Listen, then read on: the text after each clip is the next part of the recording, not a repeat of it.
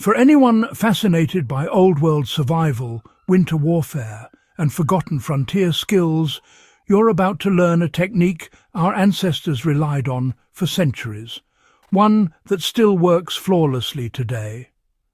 Before we dive in, just make sure you're subscribed to Warpaths of Europe so you never miss the next deep historical breakdown. Now, let's get straight into it.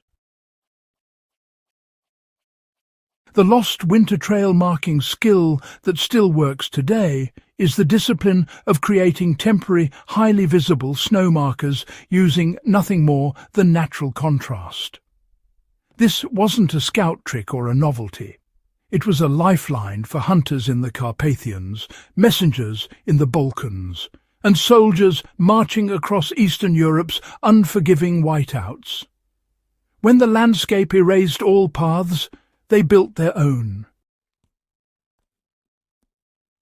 The method begins with cutting deliberate notches into snowbanks or drifts, always at eye level and always facing the direction of travel. These weren't random slices. They were consistent markers, angled cuts that caught shadows even under overcast skies. In dense snowfall, a shadowed groove stood out far more reliably than any coloured cloth that could blow away or freeze solid. Hunters along the Tatra routes kept this habit even into the early 20th century because the snow itself was the one resource always available.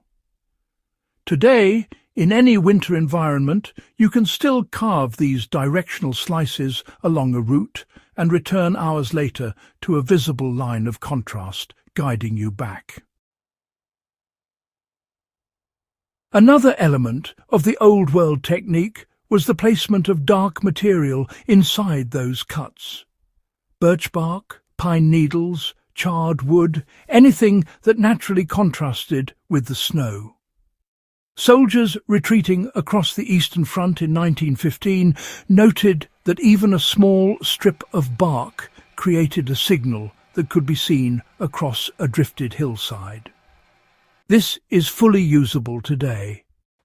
If you're tracking game, mapping a temporary route, or teaching winter navigation, laying down a line of high-contrast markers gives you a trail that doesn't depend on technology and won't vanish unless the wind completely reshapes the terrain. A third part of the tradition was using vertical markers crafted from branches. Not spears thrown into drifts, but thin poles sharpened and pressed until they stood firm. The trick was angling the branch slightly, so it didn't even need to pierce deep snow. When the wind shifted, the branch leaned, but stayed visible. Shepherds in the Carpathians used them to guide flocks through blizzards and to mark safe passes over frozen streams. Modern hikers and emergency responders use the exact same technique in high-altitude snowfields when GPS signals falter or devices freeze. You can apply all these methods today with no specialized gear. If you're navigating a winter forest, carve consistent angled cuts along one side of the trail. If you need longer distance markers, collect dark debris and press it into the cuts. If the snow is too soft for clean grooves, switch to branch poles spaced at predictable intervals. This combination creates a full, low-tech navigation system that has worked for centuries. Skills like these remind us that survival isn't about gadgets, it's about knowledge. If you found this guide valuable, subscribe to Warpaths of Europe and share it with fellow enthusiasts who appreciate the timeless techniques that carried our ancestors through winter's harshest trials.